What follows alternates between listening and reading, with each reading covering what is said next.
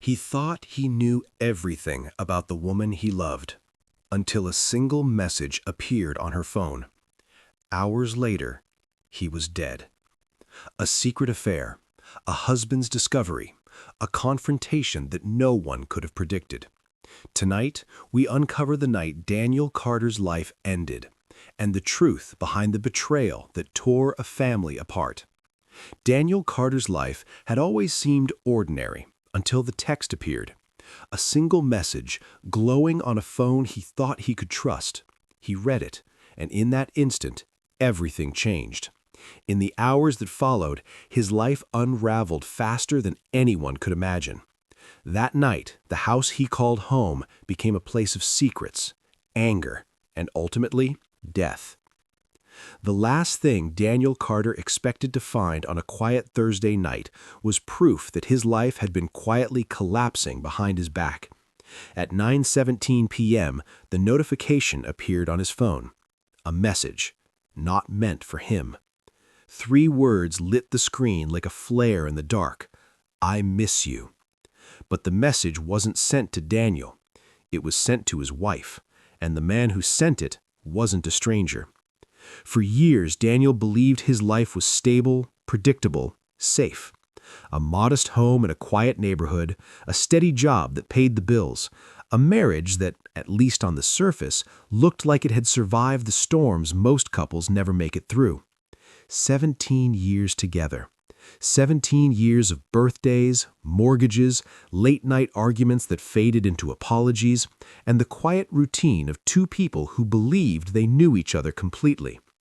But sometimes the most dangerous secrets live in the ordinary, hidden behind locked phones, late meetings, unanswered questions. And on that Thursday night, Daniel Carter finally saw the truth. What happened next would leave one man dead, and a story so tangled that investigators would spend years asking the same question. Did Daniel Carter die because of what he discovered, or because of what he planned to do next? Because within hours of seeing that message, Daniel Carter was dead. But to understand why, you have to start with the moment everything cracked. Earlier that evening, Daniel had been sitting alone in the dim glow of his kitchen. A half-finished glass of bourbon sat beside him on the counter. The ice had melted into cloudy water, untouched for nearly 20 minutes. His wife, Melissa, had said she'd be late again. Work meeting. At least that's what the text said. Daniel didn't question it, not at first. Melissa's job as a regional marketing director meant long hours, travel, late dinners with clients. It had always been that way. And Daniel had never been the jealous type. But something had shifted over the past few months. Little things. Melissa started locking her phone. She began stepping outside to take certain calls. And the warmth that once filled their home had slowly cooled into something colder, more distant. Still, Daniel pushed the doubts away. Because after 17 years, you don't want to believe the person you built your life with could be hiding something from you. Until the night the lie reveals itself. Daniel wasn't snooping when it happened. At least, that's not what he told himself later. Melissa had left her phone on the kitchen island earlier that evening before rushing out the door. Daniel barely noticed it at first. He was rinsing dishes when the screen suddenly lit up. A vibration buzzed softly against the granite counter. Daniel glanced over. Normally, he would have ignored it, but the name on the screen caught his eye. Ryan. No last name, just Ryan. And beneath it, the message preview. I miss you already. Daniel froze. For a moment, the world seemed to shrink down to the glow of that phone screen. His first instinct was denial. Maybe it was innocent, a coworker, a friend. But something about the words felt intimate, too intimate. He told himself to walk away, to pretend he hadn't seen it. But curiosity has a strange way of overpowering reason. Slowly, Daniel picked up the phone. The screen unlocked instantly. Melissa had forgotten to enable the passcode. And what Daniel saw next would change everything. The message thread stretched back months. Hundreds of texts, late-night conversations, photos, plans, secrets. Each scroll revealed a life Daniel didn't know existed, a relationship that had been quietly unfolding behind his back. Ryan wasn't just a coworker. He was someone Melissa had been seeing for nearly a year. Weekend trips disguised as business conferences, lunch dates during work hours, inside jokes, private photos, and messages filled with something Daniel hadn't felt from his wife in a long time: excitement, passion, desire. The kind of energy that only exists in the beginning of something new. Daniel's hands began to shake as he scrolled. Every word felt like a blade carving into 17 years of trust. Then he saw the message that made his stomach drop. Ryan, tonight was perfect. Wished you didn't have to go back to him. Melissa's reply came seconds later. Soon. Just one word. Soon. Daniel stared at the screen, trying to understand what that meant. Soon what? Soon she'd leave him? Soon they'd stop hiding? Or soon something worse would happen? For several minutes, Daniel sat there in silence. No shouting, no smashed phone, just the slow realization that the life he believed in had been a carefully constructed illusion. And illusions have a way of collapsing violently. At 10:02 p.m., Daniel sent a message from Melissa's phone. 3 words: "Come over tonight." Ryan responded almost immediately. "Are you sure?" Daniel stared at the screen, then typed a single word: "Yes." And with that, the night took a turn no one could have predicted. Because what Daniel didn't know was that several miles away, someone else had just made a decision too. A decision that would set off a chain of events ending in blood. At 11:43 p.m., neighbors reported hearing shouting from the Carter house. At 11:58 p.m., a car was seen speeding away from the quiet suburban street. And at 12:16 a.m., Daniel Carter was found lying on the kitchen floor, dead. But when investigators arrived at the scene, nothing about the case made any sense. There were no signs of forced entry. But something had shifted over the past few months. Little things. Melissa started locking her phone. She began stepping outside to take certain calls, and the warmth that once filled their home had slowly cooled into something colder, more distant. Still, Daniel pushed the doubts away, because after 17 years, you don't want to believe the person you built your life with could be hiding something from you. Until the night the lie reveals itself. Daniel wasn't snooping when it happened. At least, that's not what he told himself later. Melissa had left her phone on the kitchen island earlier that evening before rushing out the door. Daniel barely noticed it at first. He was rinsing dishes when the screen suddenly lit up. A vibration buzzed softly against the granite counter. Daniel glanced over. Normally he would have ignored it, but the name on the screen caught his eye. Ryan. No last name, just Ryan. And beneath it, the message preview. "I miss you already." Daniel froze. For a moment, the world seemed to shrink down to the glow of that phone screen. His first instinct was denial. Maybe it was innocent, a coworker, a friend. But something about the words felt intimate. Too intimate. He told himself to walk away, to pretend he hadn't seen it, but curiosity has a strange way of overpowering reason. Slowly, Daniel picked up the phone. The screen unlocked instantly. Melissa had forgotten to enable the passcode. And what Daniel saw next would change everything. The message thread stretched back months. Hundreds of texts, late-night conversations, photos, plans, secrets. Each scroll revealed a life Daniel didn't know existed, a relationship that had been quietly unfolding behind his back. Ryan wasn't just a coworker. He was someone Melissa had been seeing for nearly a year. Weekend trips disguised as business conferences, lunch dates during work hours, inside jokes, private photos, and messages filled with something Daniel hadn't felt from his wife in a long time. Excitement, passion, desire, the kind of energy that only exists in the beginning of something new. Daniel's hands began to shake as he scrolled. Every word felt like a blade carving into 17 years of trust. Then he saw the message that made his stomach drop. Ryan, tonight was perfect. Wish you didn't have to go back to him. Melissa's reply came seconds later. Soon. Just one word. Soon. Daniel stared at the screen, trying to understand what that meant. Soon what? Soon she'd leave him? Soon they'd stop hiding? Or soon something worse would happen? For several minutes, Daniel sat there in silence. No shouting, no smashed phone, just the slow realization that the life he believed in had been a carefully constructed illusion, and illusions have a way of collapsing violently. At 10:02 p.m., Daniel sent a message from Melissa's phone. 3 words, "Come over tonight." Ryan responded almost immediately. "Are you sure?" Daniel stared at the screen, then typed a single word. "Yes." And with that, the night took a turn no one could have predicted.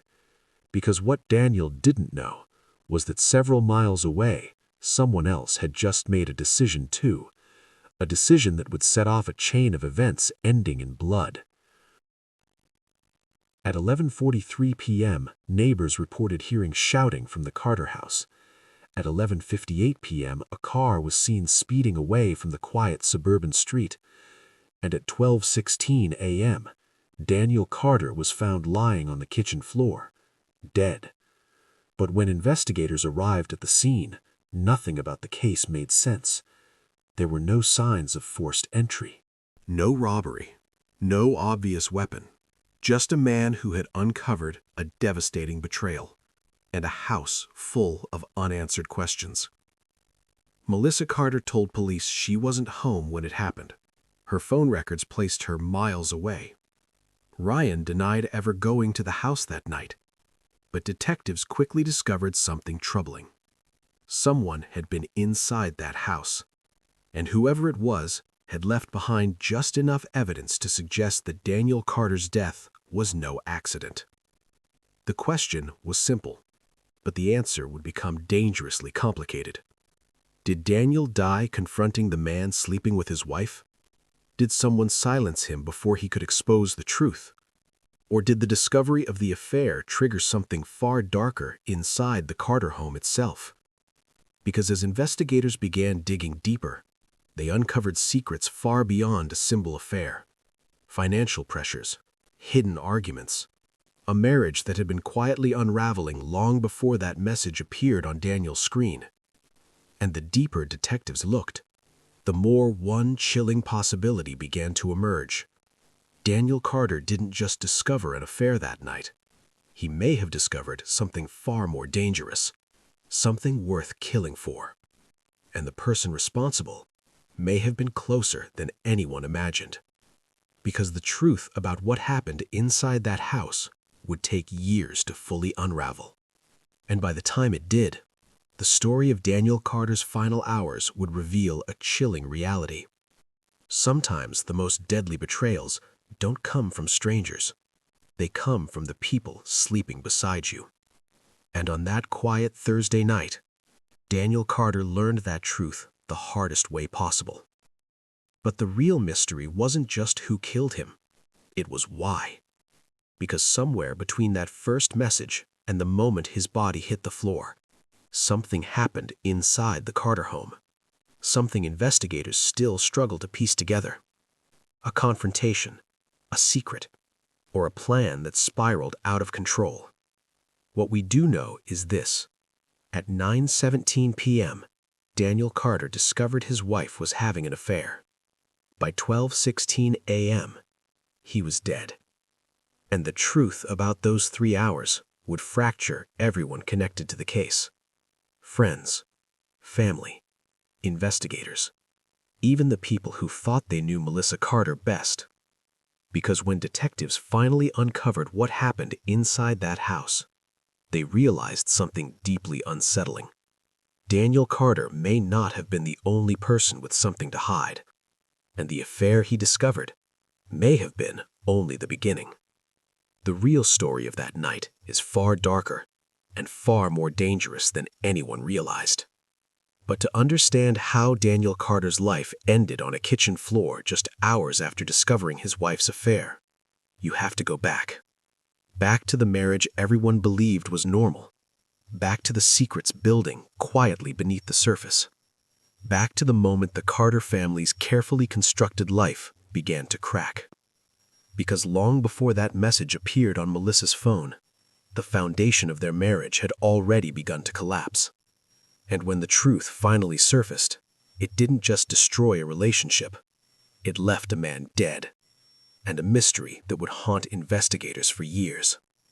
This is the story of what really happened the night Daniel Carter discovered his wife's affair, and why, just hours later, someone made sure he would never tell anyone about it. Daniel Carter was not the kind of man anyone expected to become the center of a murder investigation. If you had met him even a week before his death, you probably would have described him the way most people did. Reliable, quiet, predictable.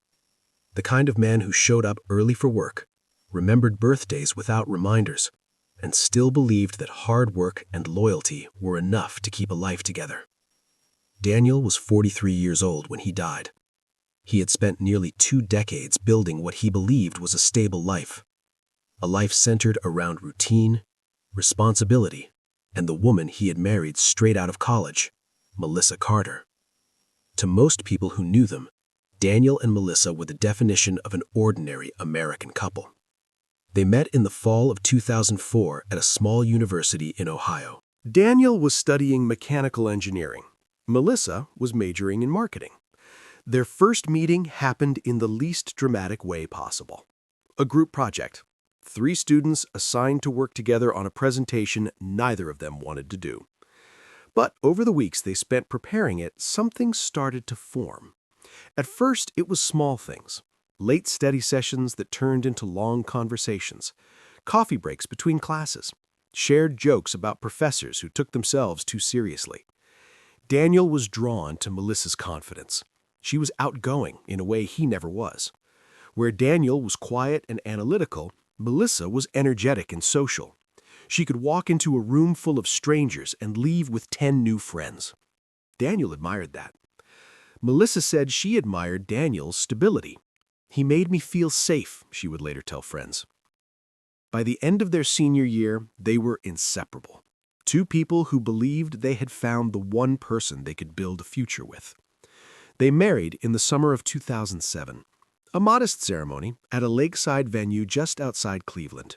Nothing extravagant, just close family, a few dozen friends, and a couple who believed their lives were just beginning. For a while, it seemed like they were right. Daniel took a job at a manufacturing company that specialized in industrial machinery. It wasn't glamorous work, but it was steady. Within 5 years, he had worked his way up to a senior systems technician. Melissa's career moved even faster. Her natural charisma made her a perfect fit for marketing. She moved from entry-level coordinator to regional marketing strategist in less than 7 years. By 2016, Melissa was traveling regularly for conferences and corporate events. Chicago, Atlanta, Dallas, cities Daniel rarely visited. But he never complained. He was proud of her success.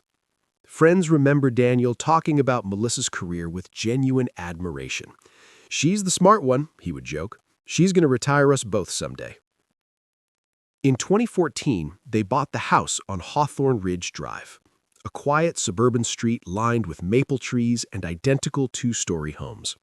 It was the kind of neighborhood where kids rode bikes in the summer and neighbors waved from their driveways. Daniel loved it. He liked the calm, the predictability. He spent weekends maintaining the lawn, fixing small things around the house, and grilling on the back patio. Melissa had bigger dreams. Friends say she sometimes joked that Hawthorne Ridge felt too quiet, too small. She talked about moving someday, maybe to a bigger city, somewhere with more energy, more opportunity. But those conversations never turned into arguments, at least not publicly. Because on the surface, the Carter marriage still looked solid. They hosted barbecues, attended neighborhood holiday parties, showed up together at family gatherings. And to most people watching from the outside, they looked like a couple that had simply settled into the comfortable rhythm of long-term marriage. But the reality inside their home was more complicated. Over time, the differences that once attracted them began to create distance. Daniel preferred quiet nights at home. Melissa thrived on activity, networking events, corporate dinners, happy hours with colleagues. At first, Daniel joined her, but eventually he stopped going. Crowded social environments drained him, and Melissa's professional circle increasingly revolved around people Daniel barely knew. Colleagues, executives, clients, people who spoke a language of marketing metrics and brand strategy that Daniel never quite felt part of. Slowly, their lives began moving in slightly different directions. Daniel's routine stayed the same. Wake up early, drive to work, come home. Dinner, television, sleep. Melissa's schedule became unpredictable. Late meetings, business trips, networking events that stretched late into the night. At first, Daniel believed every explanation, because trust was something he never questioned. But sometime around early 2022, friends say, Melissa started changing. Subtle things. She became more private with her phone, started taking calls outside, locked her screen with a passcode Daniel didn't know. Daniel noticed. Of course he did. But he told himself it was normal. Work pressure, corporate privacy, marketing campaigns that required confidentiality. He trusted her. That trust would eventually become the most dangerous assumption of his life.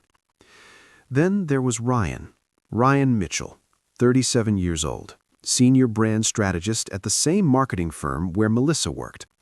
Ryan had joined the company 3 years earlier. Colleagues described him as ambitious, charismatic, the kind of person who quickly became the center of attention in any meeting or social gathering.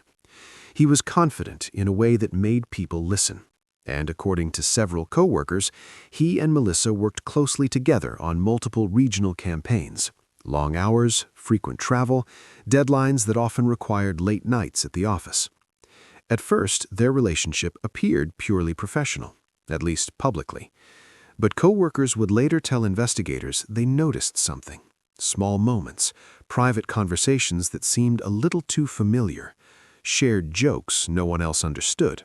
The kind of chemistry that's difficult to hide if you know what to look for. Still, nothing obvious, nothing anyone would report, because office flirtation isn't unusual, and most people assume it never goes further. But sometime in the summer of 2023, the dynamic between Melissa and Ryan changed. Investigators would later reconstruct the timeline using phone records and travel receipts. The first message between them outside of work hours appeared on June 18th, a casual text, Ryan asking if Melissa made it home safely after a company dinner. Her reply was simple, "Just got in, thanks for checking." From there, the messages slowly increased. At first, they were harmless, work jokes, complaints about clients. But by August, the tone shifted. Conversations became longer, more personal. Ryan started sharing details about his life. Melissa did the same. Then came the late-night messages, the kind people send when they know no one else is watching. And by September, investigators believe the relationship crossed the line. The first confirmed meeting outside work happened during a conference in Chicago. Melissa had told Daniel she would be gone 3 days. Company event, networking panels, client dinners. But credit card records revealed something different. 2 hotel key cards issued for the same room, and dinner reservations for 2 at a restaurant several blocks from the conference center. From that moment forward, the relationship intensified. More messages, more private meetings, more lies. Melissa became careful. She deleted conversations, used work trips as cover, and kept her phone locked whenever she was home. Daniel noticed the changes, but he didn't confront her. Friends say Daniel had always avoided conflict. He believed problems worked themselves out if you gave them enough time. Instead, he quietly tried to reconnect. He suggested weekend trips, date nights, even counseling. Melissa usually declined. Work was busy. Deadlines were approaching. The excuses always sounded reasonable, and Daniel accepted them because the alternative was something he wasn't ready to face. Until the night he picked up her phone, until the moment the message appeared on the screen. "I miss you." 3 words that exposed a secret nearly a year in the making. But what Daniel didn't know when he read that message was that the affair wasn't the only secret hiding in the Carter marriage. Because as investigators would later discover, the months leading up to Daniel's death were filled with tensions no one outside the home had seen. Financial stress, arguments that had become more frequent, and one decision Melissa made weeks earlier that could change the entire interpretation of what happened the night Daniel died. Just 3 weeks before the murder, Melissa Carter quietly opened a new bank account, and Daniel Carter's name was not on it. Daniel Carter woke up on the morning of Thursday, October 12th, the same way he had woken up for the most of the past 20 years, at 6:14 a.m. The alarm on his phone vibrated softly against the wooden nightstand, a familiar rhythm that had become almost unnecessary. Most mornings, Daniel was already half awake before it sounded. Habit, routine, the quiet discipline of a life built around predictability. Outside the bedroom window, the sky over Hawthorne Ridge was still gray with early autumn clouds. The trees lining the street had begun turning orange and gold, leaves scattered across the sidewalks from the wind the night before. He swung his legs over the side of the bed and sat there for a moment, listening. The house was quiet. Melissa had left early again. Her side of the bed was empty, the blankets folded back neatly. He wasn't surprised. Over the past year, Melissa's mornings had become increasingly unpredictable. Early meetings, client calls, flights to catch. Daniel had stopped asking questions about the details, not because he didn't care, but because the answers had started feeling rehearsed. He stood up slowly, stretching his shoulders before walking toward the kitchen. The house smelled faintly of coffee. Melissa must have brewed a cup before leaving. A travel mug sat near the sink, half rinsed. Daniel rinsed it properly and placed it in the dishwasher. Small things mattered to him. Order, cleanliness, little routines that made a house feel like a home. He poured himself a cup of the remaining coffee and stood by the kitchen window. Across the street, Mr. Hargrove was already walking his golden retriever, the same slow loop he took every morning. Daniel lifted the mug slightly in a silent greeting. Hargrove nodded back. Another ordinary morning. At 6:52 a.m., Daniel grabbed his keys and left for work. The drive to the manufacturing plant took 20 minutes. Traffic was light. Classic rock hummed quietly through the car speakers. Daniel followed the same route he'd driven thousands of times. Past the grocery store, past the small gas station on Maple Road, past the elementary school where crossing guards were already guiding children across the street. His life moved in patterns, reliable ones, the kind people rarely question. At 7:18 a.m., Daniel pulled into the employee parking lot at Weston Industrial Systems, a gray concrete building surrounded by loading docks and delivery trucks. It wasn't glamorous, but it was steady work. Inside the building, the air carried the familiar scent of oil and metal. Machines hummed in the distance as early shift workers moved through the production floor. Daniel greeted a few coworkers as he passed. "Morning, Dan." "Hey, Carter." The same exchanges every day. Inside his office, a small glass-walled workspace overlooking the equipment floor, Daniel logged into his computer and reviewed the maintenance reports for the day. 3 routine inspections, 1 calibration issue with a conveyor system. Nothing unusual. His morning unfolded the way most mornings did. Quiet, focused, predictable. But at 9:42 a.m., something happened that would later stand out to investigators. Daniel received a text message from Melissa. "Long day today, might be late tonight." Daniel read the message and replied with a simple response. "No problem, drive safe." That was it. 2 short messages. Nothing suspicious, nothing emotional. Just the type of everyday communication shared between spouses who had grown used to living slightly separate daily lives. But later that morning, hundreds of miles away from Daniel's quiet routine, Melissa Carter was already having a very different day. At 10:15 a.m., Melissa walked into the glass office tower that housed the marketing firm where she worked. Her heels echoed across the polished marble floor as she crossed the lobby. Several coworkers greeted her as she stepped into the elevator, but Melissa seemed distracted. Her attention was fixed on her phone, scrolling through messages, reading, then typing. When the elevator doors opened on the 12th floor, she slipped the phone into her purse before stepping out. Ryan Mitchell was already waiting near the conference room. He leaned casually against the glass wall, holding a coffee. When Melissa saw him, she slowed her pace slightly. A small smile crossed her face. A small moment, easy to miss, but people nearby noticed it later when detectives asked questions. Ryan handed her the coffee. "Thought you might need this." Melissa accepted it quietly. "Thanks." To anyone watching, it looked like a simple exchange between coworkers, but the conversation that followed wasn't about work. Ryan leaned closer. "Did you talk to him?" Melissa shook her head. "Not yet." Ryan exhaled slowly. "You said you were going to." "I know." "What are you waiting for?" Melissa didn't answer right away. She stared down the hallway for a moment, then said something investigators would later find deeply unsettling. "I just need the timing to be right." Ryan nodded. Neither of them noticed a junior employee walking past behind them, a young woman who would later remember the conversation almost word for word. At 11:07 a.m., Daniel was climbing a maintenance ladder inside the factory when his phone vibrated again. Another message from Melissa. "Don't forget dinner in the fridge." Daniel smiled slightly when he read it. Despite the distance that had grown between them, small gestures like that still meant something. He sent back a quick reply. "Thanks, appreciate it," and then he went back to work. Meanwhile, across the city, Melissa and Ryan sat inside a quiet conference room with the door closed. Laptop screens glowed faintly in front of them, but no presentation was running, no meeting was scheduled. They were alone. Ryan leaned forward in his chair. "How long are you going to keep doing this?" Melissa looked tired. "Doing what?" "Pretending." She didn't respond. Ryan continued. "You told me things were different now." "They are." "Then why are you still living with him?" Melissa's fingers tapped lightly against the table. "He doesn't know yet." Ryan's voice dropped slightly. "And when he finds out?" Melissa finally looked up. For a moment, her expression was difficult to read. Then she said something investigators would later find deeply unsettling. "He won't." The room fell silent. Back at the factory, Daniel finished his shift at 4:02 p.m. He clocked out, grabbed his jacket, and headed for the parking lot.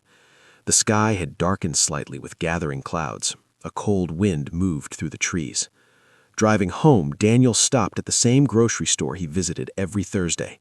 He picked up a few simple items: milk, bread, a bag of apples. At 5:11 p.m., he arrived home. The house was empty, just like it had been that morning. Daniel placed the groceries on the counter and opened the refrigerator. Melissa had left a container of pasta with a sticky note on top. "Heat for 3 minutes." Daniel chuckled quietly. Even after 17 years, Melissa still left instructions for things like that. He placed the container in the microwave. The machine hummed softly as it warmed the food. Outside, evening settled slowly over Hawthorne Ridge. Streetlights flickered on. Cars returned to driveways. Families gathered for dinner. Inside the Carter home, Daniel sat alone at the kitchen island eating the pasta Melissa had prepared. The television played quietly in the living room, some news program he wasn't really watching. At 7:28 p.m., Daniel sent Melissa a text. "How's your day going?" No response. He assumed she was still working. At 8:04 p.m., he texted again. "You heading home soon?" Still nothing. Daniel didn't think much of it. Melissa often got caught in long meetings. But at 8:37 p.m., miles away in a downtown parking garage, Melissa Carter climbed into her car. Ryan stood beside the driver's door. Their conversation was short, serious. Ryan looked uneasy. "Are you sure about tonight?" Melissa nodded. "It has to happen." "And if it goes wrong?" She paused, then said something that would later haunt investigators. "It won't." Ryan watched as Melissa started the engine. The car pulled away slowly. Back at the Carter house, Daniel had moved into the living room. A football game played quietly on the television. The glow from the screen flickered across the room. At 9:11 p.m., Daniel stood up to refill his drink in the kitchen. He walked past the island, past the sink, and that's when he noticed it. Melissa's phone, lying on the counter. She must have forgotten it that morning. Daniel picked it up. He hesitated for a moment, then placed it back down. It wasn't his business. But as he turned to walk away, the phone vibrated. The screen lit up, a new message. And the name that appeared on the screen would change everything. Ryan. Daniel stared at the glowing notification. 3 words appeared beneath the name. I miss you. For a moment, the entire world seemed to go silent. The refrigerator hummed quietly in the background. Outside, a car passed down the street. But inside Daniel Carter's mind, everything had stopped. Because in that single moment, the life he believed in began to collapse. And within the next 3 hours, Daniel Carter would be dead. At 12:16 a.m., the first police cruiser turned onto Hawthorne Ridge Drive. The neighborhood was quiet. Most of the houses sat dark and still beneath the glow of streetlights, their windows reflecting the blue and red flashes now cutting through the night. Officer Mark Delgado slowed the patrol car as he approached the Carter residence. Dispatch had been vague. A 911 call, possible disturbance, no caller on the line when operators answered. Just an open connection and faint sounds in the background. No voice, no explanation, just enough to send officers to check. Delgado parked at the curb. For a moment he sat there watching the house. The front porch light was on, but nothing else moved. No one standing outside, no cars leaving the driveway, just silence. His partner, Officer Jenna Alvarez, stepped out of the passenger side. Looks quiet, she said.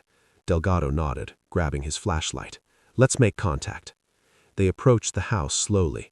The wind rustled through the trees lining the street. A few loose leaves scraped across the pavement. Delgado climbed the front steps and knocked firmly on the door. Police department. No response. He knocked again. Still nothing. Alvarez glanced toward the driveway.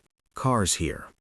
Daniel's sedan sat parked exactly where it usually did, the engine cold. Delgado knocked a 3rd time, louder now. Police! Inside the house, nothing moved. No footsteps, no voices, just a stillness that began to feel wrong. Delgado turned the handle. The door opened. Unlocked. He paused briefly. That alone wasn't necessarily suspicious, but something about the quiet inside the house made the hair on the back of his neck rise. Carter residence? He called out. No answer. He stepped inside. Alvarez followed close behind. The interior lights in the living room were dim. A television flickered quietly on the far wall, casting shifting shadows across the furniture. A football game played at low volume. The commentators' voices sounded distant, unimportant. The room looked normal. Couch, coffee table, a blanket draped over the armrest. But there was something unsettling about a house with a TV running and no one around to watch it. Delgado scanned the room with his flashlight. Hello? Still nothing. Alvarez pointed toward the kitchen. The lights are on back there. They moved slowly down the short hallway that connected the living room to the kitchen. The hum of the refrigerator grew louder. The overhead light cast a pale glow across the tile floor. And that's when they saw him. Daniel Carter was lying on the kitchen floor, flat on his back. One arm bent awkwardly beneath him, the other stretched toward the counter as if he had tried to reach for something. For a split second, neither officer spoke. Training took over. Delgado rushed forward and knelt beside the body. Sir, can you hear me? No response. He checked the carotid artery in Daniel's neck. Nothing. No pulse. Daniel's skin had already begun to cool. Alvarez stepped back slightly, scanning the room. Jesus. The scene didn't look like a typical violent crime. There was no blood, no obvious weapon, no signs of forced entry. But Daniel Carter was very clearly dead. Delgado keyed his radio. Dispatch, this is Unit 24. His voice had changed, more serious now. We've got an unresponsive male inside the residence, possible DOA. There was a brief pause on the radio, then dispatch responded. "Copy, Unit 24. Do you require EMS?" Delgado looked down at Daniel again. The unnatural position of his body. The stillness. "Affirmative. Send EMS and notify detectives." Alvarez had begun walking slowly around the kitchen. Her eyes scanned every surface, every object. Years of training had taught her something important. The first few minutes inside a crime scene often reveal details that disappear once the room fills with investigators. And something about this room didn't feel right. The kitchen island stood at the center of the room. 2 bar stools pushed in neatly. A glass sat on the counter, half full of what looked like bourbon. The ice inside had melted into cloudy water. Next to it sat a smartphone. The screen was dark, but Alvarez noticed something else. Another phone, Melissa Carter's. It rested several inches away from Daniel's. She pointed. 2 phones. Delgado followed her gaze. "Bag them later." But Alvarez wasn't finished scanning the room. The microwave clock read 12:13 a.m. A container of pasta sat inside, cold, untouched. As if someone had started to heat it and never finished. The scene was quiet again. Only the hum of appliances filled the space. Within minutes, the distant sound of sirens began echoing down Hawthorne Ridge. Paramedics arrived first. They moved quickly into the kitchen with equipment in hand, but after a brief examination, the lead paramedic shook his head. Livor mortis already setting in. Translation: Daniel Carter had been dead for some time. Time of death was impossible to determine precisely without an autopsy, but the paramedic gave a rough estimate. At least an hour. Possibly more. Outside the house, additional police vehicles began arriving. The quiet neighborhood slowly transformed into a crime scene. Blue lights washed across neighboring homes. Curious residents peeked through curtains. Detective Laura Whitaker stepped out of an unmarked sedan at 12:43 a.m. A veteran homicide investigator with nearly 20 years on the force. She approached the front porch while pulling on a pair of latex gloves. Officer Delgado met her at the doorway. "What do we have?" "Male victim, Daniel Carter, 43. Cause? Unknown." Whitaker stepped inside. The first thing she noticed was the television, still playing. Then the kitchen lights. She moved slowly down the hallway toward the body. Experience had taught her something. Murder scenes often tell their story before anyone says a word. You just have to know where to look. She stopped a few feet from Daniel's body, studied the room carefully.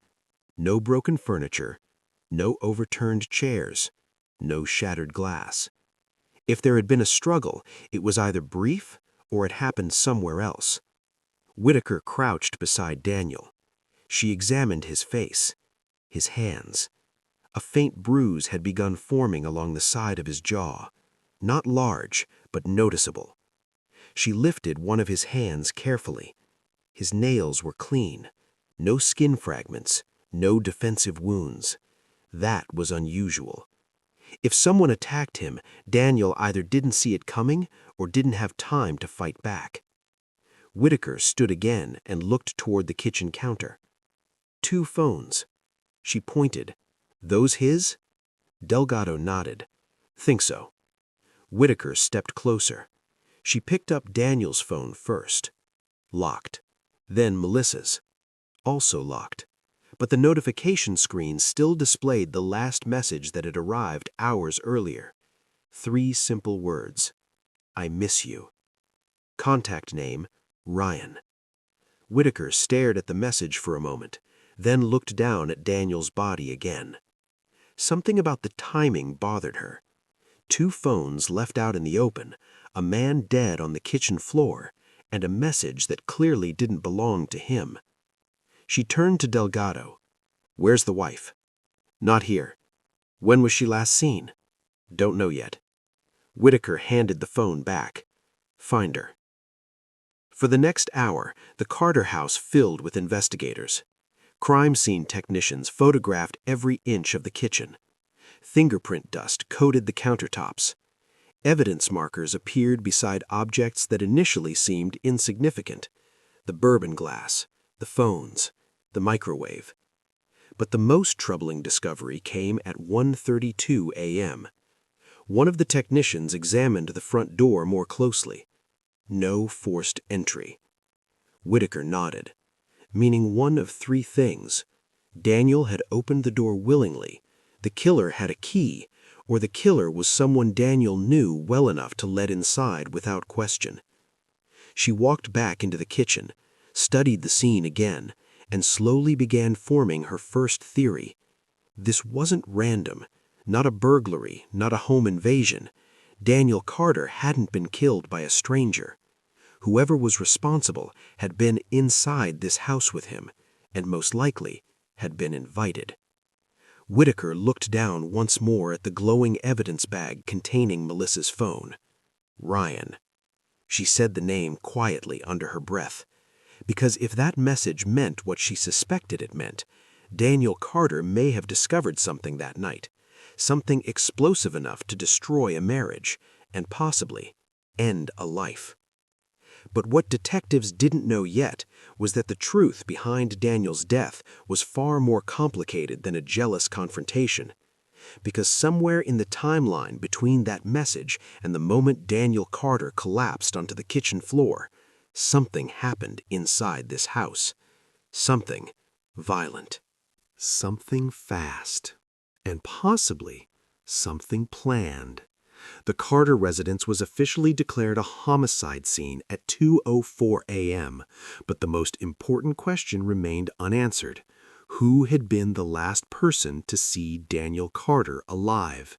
And where was Melissa Carter? The first real clue in the death of Daniel Carter didn't come from the body. It came from time. At 2:37 a.m., Detective Laura Whitaker stood in the Carter kitchen studying a whiteboard a crime scene technician had brought in from the command vehicle outside. On it, the first rough timeline of the night was beginning to take shape. 9:17 p.m. Daniel discovers the message. 11:43 p.m. Neighbor reports hearing shouting. 11:58 p.m.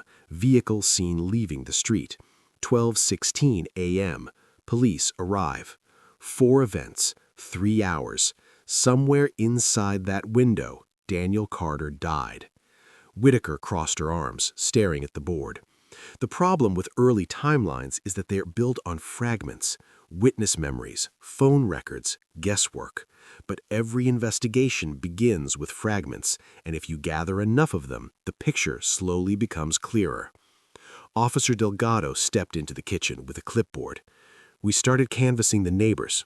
Whitaker glanced up. Anything useful? Delgado nodded slightly. Maybe. He flipped through the notes. House 3 doors down, woman named Patricia Halstead, says she heard yelling around 11:45. Whitaker raised an eyebrow. Male voices? Couldn't tell. Female voice? Possibly. Whitaker wrote the time on the board. 11:43 p.m. Shouting heard. Did she see anyone? Not directly, but she said a car sped down the street about 15 minutes later. Whitaker circled the new time. 11:58 p.m. Vehicle leaving. What kind of car? Dark sedan. That's all she could see. Whitaker exhaled slowly. Not much to go on, but it was a start. She turned back toward the body. The medical examiner had not yet arrived, but the paramedics' initial observations were troubling. No gunshot wound, no stab wound, no obvious trauma severe enough to explain death, just the faint bruise along Daniel's jaw. Whitaker had seen cases like this before, the kind where death comes from something subtle, a blow to the head, strangulation, a fall that breaks something vital, or something even quieter, poison. She turned to the forensic technician kneeling beside the kitchen island. Anything unusual yet? The technician looked up. Fingerprints everywhere, mostly what you'd expect. Victim's prints, probably the wife's too. Whitaker nodded. That was normal. In a home, surfaces are covered with prints from people who live there. The real question was whether they would find someone else's, someone who shouldn't be there. At 3:11 a.m., the county medical examiner finally arrived. Dr. Samuel Klein had performed more than 2,000 autopsies during his career. He approached Daniel's body with the quiet efficiency of someone who had seen death too many times to react emotionally. Klein crouched down, studying the position of the body. Found him like this? Whitaker nodded. Face up, no signs of struggle. Klein gently tilted Daniel's head to one side. The bruise along the jaw was more visible now. Interesting. Whitaker leaned slightly closer. What do you think? Klein didn't answer right away. Instead, he examined Daniel's neck carefully. Then his eyes widened slightly. Detective. Whitaker felt a small knot tighten in her stomach. What is it? Klein pointed near the Daniel's collarbone. Faint, almost invisible, but under the bright forensic lights something appeared on the skin. Thin red marks. Parallel. Whitaker stared at them. Those scratches? Klein shook his head slowly. No. He looked up at her. Pressure marks. Whitaker's expression hardened. From what? Klein stood up. Hard to say until the autopsy. He paused. But if I had to guess? Whitaker waited. Klein finished the sentence quietly. Someone may have tried to choke him. The room went silent. Strangulation. It was one of the most personal ways someone could kill a human being. Up close, face to face, no distance, no weapon, just hands. Whitaker glanced at Daniel's lifeless body. If that was true, then whoever killed him was standing right in front of him, looking him in the eyes. At 3:44 a.m., investigators made their next discovery. It came from the phones.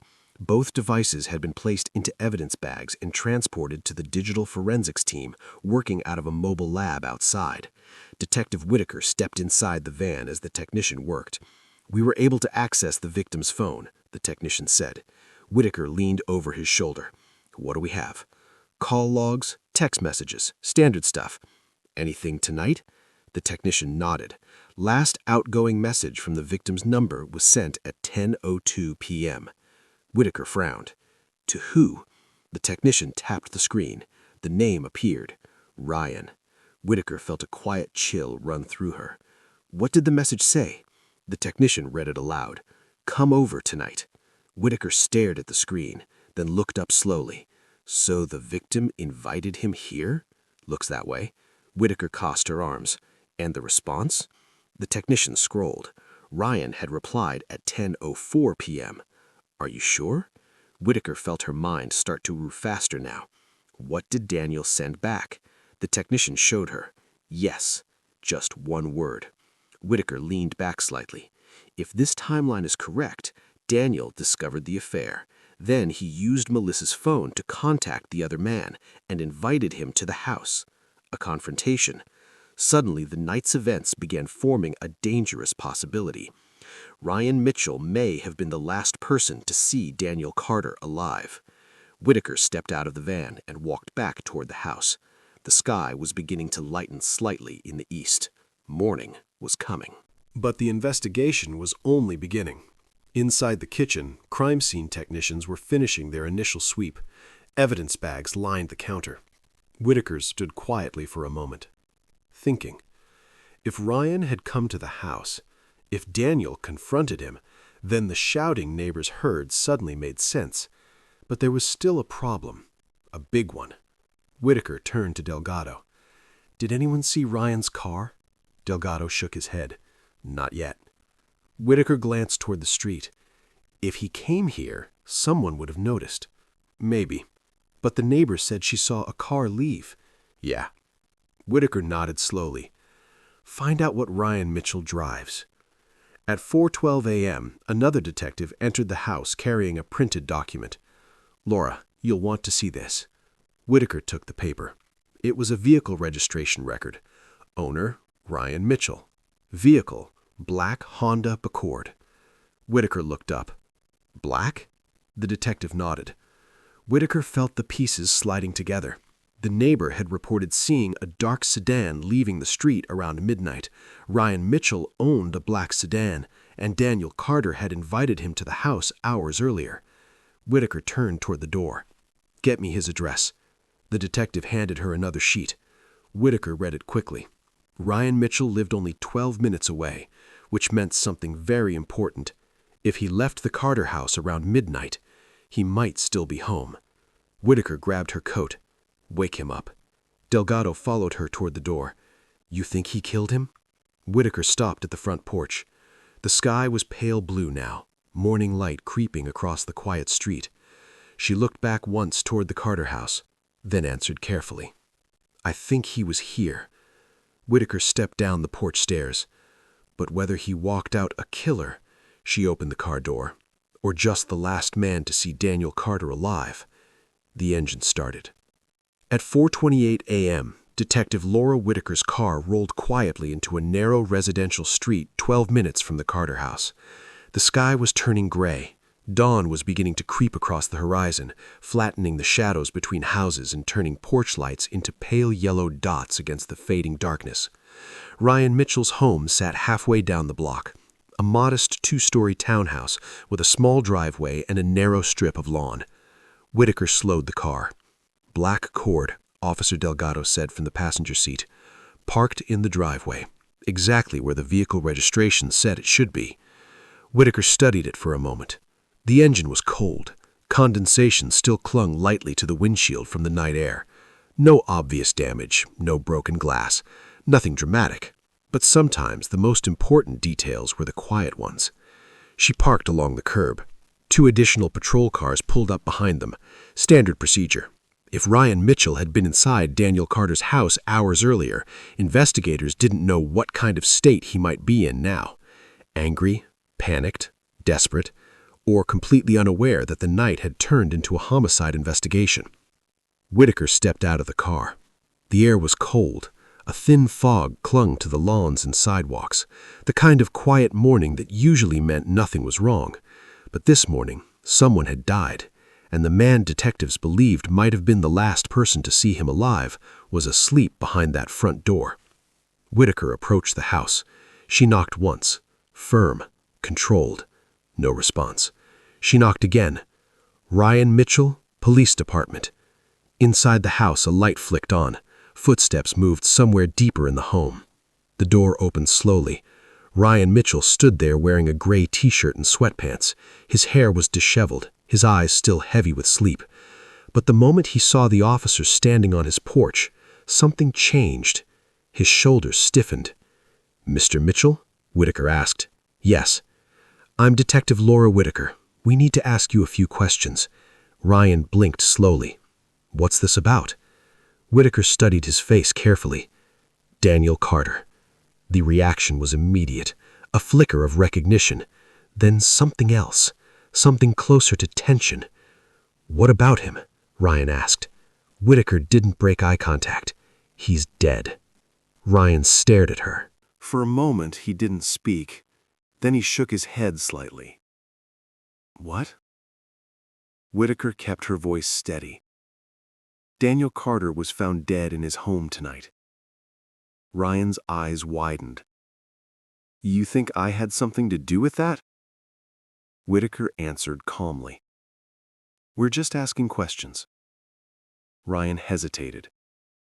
His gaze moved briefly toward the driveway, then back to Whitaker. Okay. Whitaker nodded toward the street. Mind if we talk? Ryan stepped outside. The cold air seemed to wake him fully. Whitaker watched him closely. One of the most important skills in homicide investigations is recognizing when someone is trying too hard to look calm. Ryan crossed his arms. What happened to him? Whitaker ignored the question. Did you go to Daniel Carter's house tonight? Ryan's jaw tightened slightly. No. Whitaker tilted her head. You're sure about that? Yes. Not even for a short visit? Ryan shook his head. No. Whitaker let the silence stretch for several seconds. Then she asked the next question. Did you receive a message from Daniel Carter's phone around 10 o'clock tonight? Ryan froze. Just long enough. Whitaker saw it. The hesitation. The calculation. Then Ryan sighed. Yeah. Whitaker's voice remained calm. What did the message say? Ryan rubbed the back of his neck. It said, "Come over tonight." Officer Delgado glanced briefly at Whitaker. The first lie had just collapsed. Whitaker continued. And you responded? Ryan nodded slowly. Yeah. What did you say? I asked if he was sure. And his answer? Ryan swallowed. He said yes. Whitaker stepped closer. So you admit he invited you to the house? Ryan shifted uncomfortably. Yeah. Whitaker waited. And did you go? Ryan looked away. For several seconds he said nothing. Then he finally nodded. Yeah. The confession hung in the cold morning air. Whitaker felt the investigation shift into a new phase. What time did you arrive? Ryan stared at the ground. Around 11. Was Daniel Carter there when you arrived? Yes. And what happened when you walked in? Ryan hesitated again. His breathing had changed. Slower. More controlled. But his eyes were beginning to reveal something else. Fear. I walked in, he said quietly. And he was standing in the kitchen. Whitaker listened carefully. What did he say? Ryan exhaled. He told me he knew. Whitaker already suspected that. But hearing it confirmed changed everything. Knew what? Ryan looked directly at her. About Melissa. Whitaker nodded slowly. And then? Ryan rubbed his face. He was angry. Did he threaten you? Ryan shrugged slightly. Not exactly. What does that mean? He wasn't yelling at first. Ryan's voice lowered. He just stared at me. Whitaker imagined the moment. Daniel Carter. Standing in his kitchen. Waiting for the man who'd been sleeping with his wife. And then? She asked again. Ryan looked shaken now. He asked me how long it had been going on. Whitaker waited. Ryan answered quietly. Almost a year. Whitaker glanced at Delgado. That detail would hurt later. Daniel Carter had discovered the betrayal only hours before he died. And how did he react when you told him? Ryan swallowed. He punched me. Whitaker's eyebrows lifted slightly. You're saying Daniel attacked you? Ryan nodded. Yeah. Whitaker looked carefully at his face. No bruises, no swelling. But punches don't always leave obvious marks. What happened next? Ryan took a deep breath. We started arguing. Loudly? Yeah. Whitaker wrote the time mentally. 11:43 p.m. Neighbors heard shouting. And then? Ryan's voice dropped even lower. He told me to stay away from Melissa. Whitaker folded her arms. And did you? Ryan shook his head. No. Whitaker waited. Ryan continued. I told him she was leaving him. That sentence hung in the air, and in that moment, Whitaker began to understand how things might have spiraled. A husband, a betrayal, the man responsible standing inside his house, and the words that would destroy what remained of his marriage. She's leaving you. Whitaker asked the next question carefully. What happened after that? Ryan's eyes moved toward the ground again. He pushed me. And? I pushed him back. Whitaker's voice remained steady. And then? Ryan's voice trembled slightly now. He slipped. Whitaker didn't move. What do you mean he slipped? Ryan looked up. We were near the kitchen island. Whitaker pictured the scene instantly, the same spot where Daniel's body had been found. He fell backward, Ryan said, and hit the floor. Whitaker said nothing. Ryan continued. He wasn't moving. The morning air had grown colder. Did you call for help? Whitaker asked. Ryan shook his head slowly. No. Why not? Ryan looked terrified now. Because I thought he was dead. Whitaker held his gaze. And then you left. Ryan nodded. Yes. Whitaker stepped closer. Ryan, her voice dropped slightly. The medical examiner believes Daniel Carter was strangled. Ryan's entire body froze. What?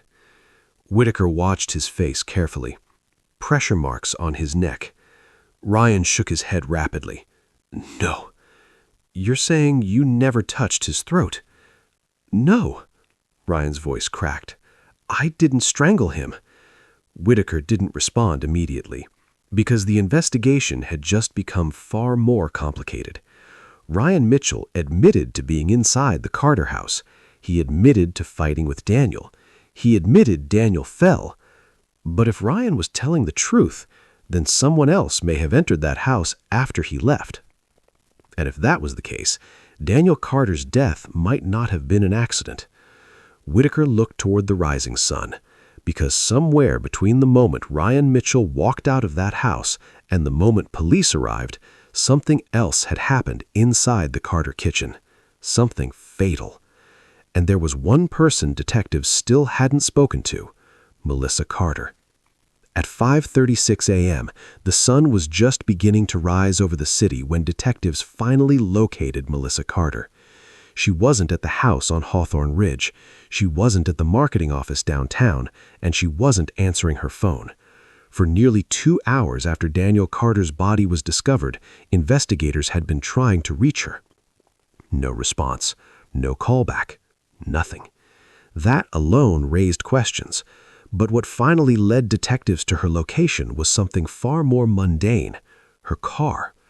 A patrol officer spotted Melissa's silver Lexus parked outside a 24-hour coffee shop on the edge of downtown. The engine was off, but Melissa Carter was still inside the vehicle, sitting in the driver's seat, staring straight ahead. The officer approached slowly. When he tapped on the window, Melissa blinked as if waking from a dream. Her eyes were red. She looked exhausted. "Ma'am," the officer said gently, "are you Melissa Carter?" She nodded slowly. "Yes. Police need to speak with you. Is this about Daniel?" The officer hesitated. Then answered carefully. Yes. Something changed in Melissa's expression, a tightening around her eyes, a tension that had been building long before that moment. "What happened?" she asked. "Detectives will explain." Within minutes, Melissa was sitting inside an interview room at the police station. The room was small, neutral gray walls, a metal table, 2 chairs, a recording camera mounted in the corner. Detective Laura Whitaker entered the room carrying a folder. Melissa looked up. Her makeup had smudged slightly during the night. Her hands trembled faintly where they rested on the table. Whitaker sat down across from her. "Melissa Carter." Melissa nodded. "Yes." Whitaker studied her for several seconds. Years of experience had taught her that the first few moments of an interview often reveal more than the next 2 hours. Grief has a rhythm. Shock has a pattern. But guilt behaves differently. Whitaker spoke calmly. "Melissa, I'm very sorry to tell you this." Melissa's eyes locked onto hers. "Your husband, Daniel Carter, was found dead in your home early this morning." The words hung in the air. Melissa didn't scream. She didn't cry immediately. Instead, she simply stared, as if her brain was trying to process a sentence it didn't want to understand. "What?" she whispered. Whitaker nodded gently. Police were called to the house shortly after midnight. Melissa's breathing quickened. "What happened to him?" Whitaker answered carefully. "We're still determining that." Melissa covered her mouth with one hand. Tears finally began to form. "Oh my God." Whitaker let the silence stretch. Then she asked the question that would shape the entire interview. "Melissa, when was the last time you saw your husband?" Melissa wiped her eyes. "Yesterday morning." "What time?" "Around 6. Whitaker nodded. "And you left for work?" "Yes." "Did you return home at any point during the evening?" Melissa shook her head. "No."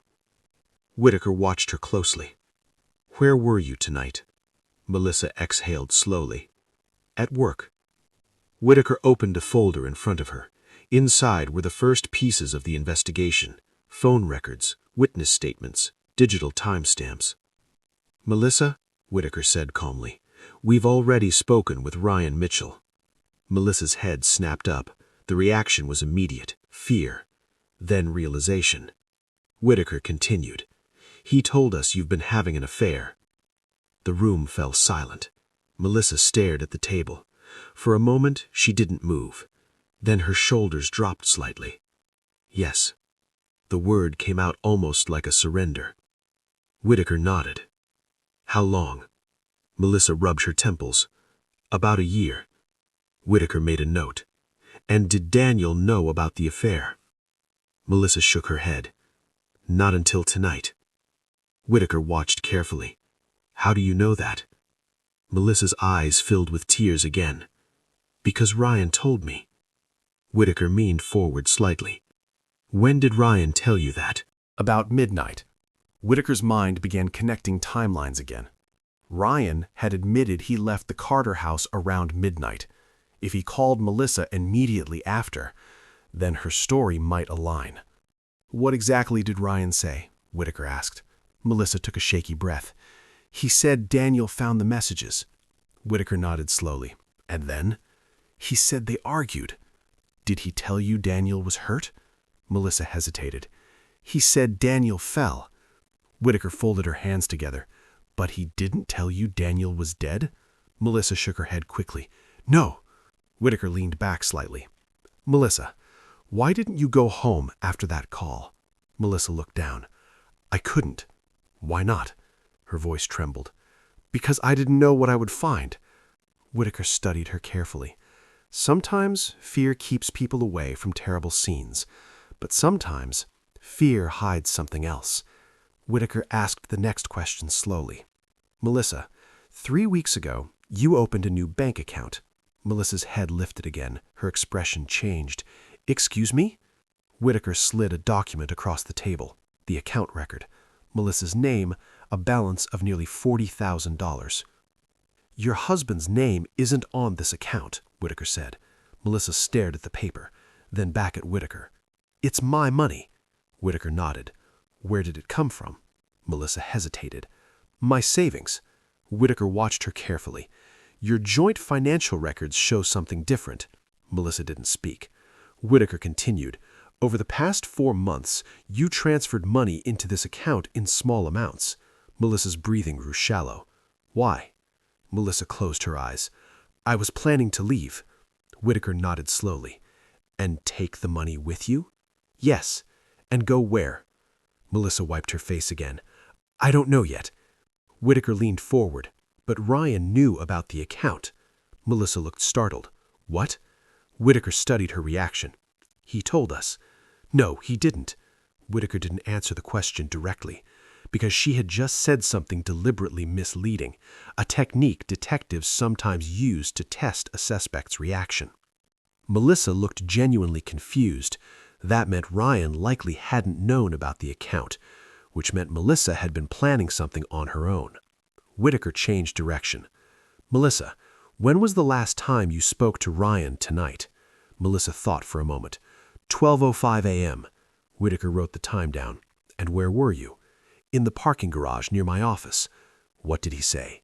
Melissa swallowed. "He said Daniel found out." "And?" Melissa looked up slowly. "He sounded scared."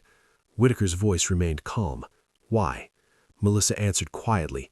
"Because he said Daniel attacked him." Whitaker nodded. "That's what he told us too." Melissa stared at her. "He did?" Whitaker didn't answer the question directly. Instead, she asked something else. "Melissa, did Ryan mention anything about Daniel's neck?" Melissa frowned. "What?" Whitaker leaned forward slightly. "Marks." Melissa shook her head. "No."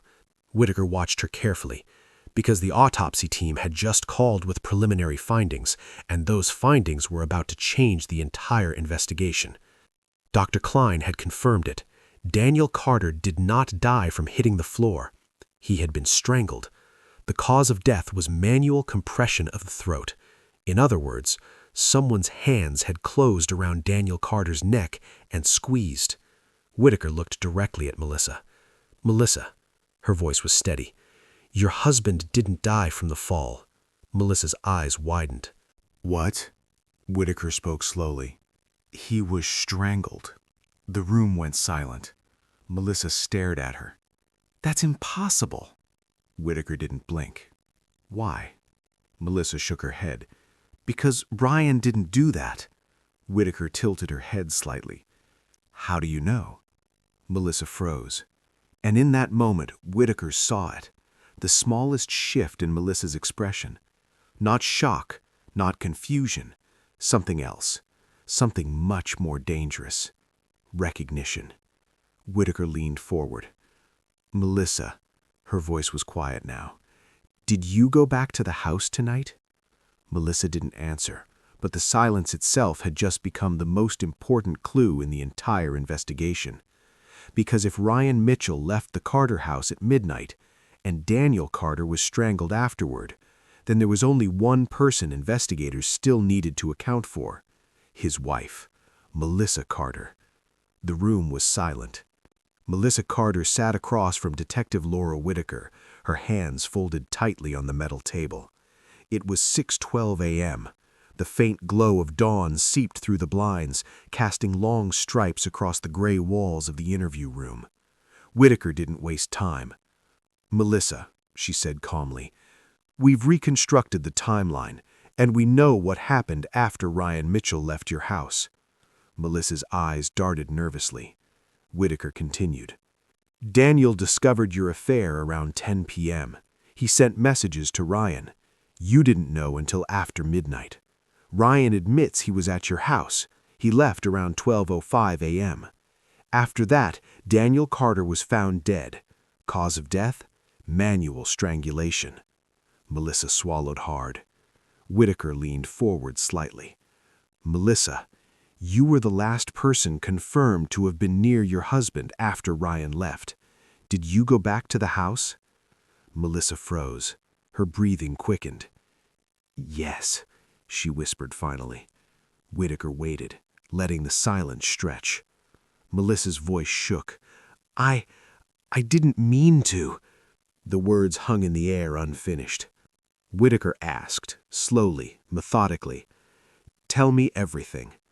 Melissa began to speak, her story unfolding in jagged, raw fragments. She had left the Carter house around 6 p.m. that evening after a tense argument with Daniel. She returned to her office, sent messages to Ryan, and then went out to meet him briefly. But Daniel had sent the messages. He had discovered everything. That night, she panicked. She couldn't let Daniel confront her. She went back to the house, intending only to confront him, to plead, to negotiate. But Daniel was waiting, angry. He cornered her in the kitchen, demanding the truth. She panicked. Hands shook, words failed, and then she admitted the affair. Daniel's eyes widened, the betrayal written across his face, and then, in a moment of sheer panic, Melissa's hands reached for his throat. She hadn't planned it, she hadn't intended to kill Daniel, but in that split second, everything spiraled out of control. Whitaker's tone was calm, almost clinical. "So it wasn't premeditated. You didn't plan to kill Daniel." Melissa shook her head violently. "No, it just happened. I didn't mean for him to die." Whitaker let the confession settle. The preliminary autopsy reports, combined with the timeline of phone records, the neighbor's observation of a vehicle leaving the street, and Melissa's own admission, created a horrifying clarity. Daniel Carter died not because of Ryan, not because of accident alone, but because of the wife he trusted most. At 7:03 a.m., Melissa Carter was formally placed under arrest. The investigation didn't end with that arrest. Detectives combed through financial records, phone logs, and emails. They confirmed Melissa had been planning her escape from the marriage, moving money into a secret account, messaging Ryan about her intentions, but nothing suggested premeditated murder. It was a crime of passion, a split-second decision fueled by fear, betrayal, and desperation. Court proceedings began 3 months later. The prosecution argued that Melissa's panic was intentional, that her actions directly caused Daniel's death. The defense argued a lack of premeditation, emphasizing the emotional shock and the immediacy of the confrontation. Ultimately, the jury convicted Melissa Carter of second-degree murder, acknowledging that while Daniel's death was intentional, it had not been pre-planned. She was sentenced to 25 years in prison, with the possibility of parole after 18. In the aftermath, Ryan Mitchell cooperated fully with the authorities. He testified about the confrontation, the messages, and his brief presence at the Carter home. Neighbors spoke of a quiet street, now forever marked by a night of violence, whispers of screams, and flashing lights. Hawthorne Ridge Drive returned to a deceptive calm in the weeks that followed, but for those who knew Daniel Carter, his death left an unfillable void. His friends and family were left to reconcile with the shocking truth that the person they trusted most had become the instrument of his death. Detective Laura Whitaker, standing once more outside the Carter residence, reflected on the case. In her 2 decades as a homicide investigator, she had seen anger, jealousy, and betrayal, but rarely had the intimate web of human relationships been so directly lethal. The lesson was grim. Trust can be deadly, secrets can explode, and a single moment of panic can erase a life. As the sun rose fully over the city, illuminating the quiet streets, the memory of Daniel Carter lingered, not just as a man, but as a warning of how fragile life and love can be. The case was closed, but for the people who lived through that night, the echoes would never fade. And somewhere, Melissa Carter sat behind bars, forced to confront every choice that had led to the final fatal moment in her kitchen. Daniel Carter was gone, and the truth of his death would haunt Hawthorne Ridge Drive forever. Daniel Carter's life ended in the house he once called home, a place where love, trust, and betrayal collided in a single night. A husband's discovery, a wife's secret, and a confrontation that would cost a life. In the aftermath, the truth finally came to light, but the questions linger. How well do we really know the people we share our lives with? And how far can secrets stretch before they break the world around us? Daniel's story is a chilling reminder that the quietest moments, the smallest decisions, can become the deadliest. Some truths, once uncovered, leave scars that never fade. For more true crime stories that reveal the darkest secrets, hit subscribe and join our investigation.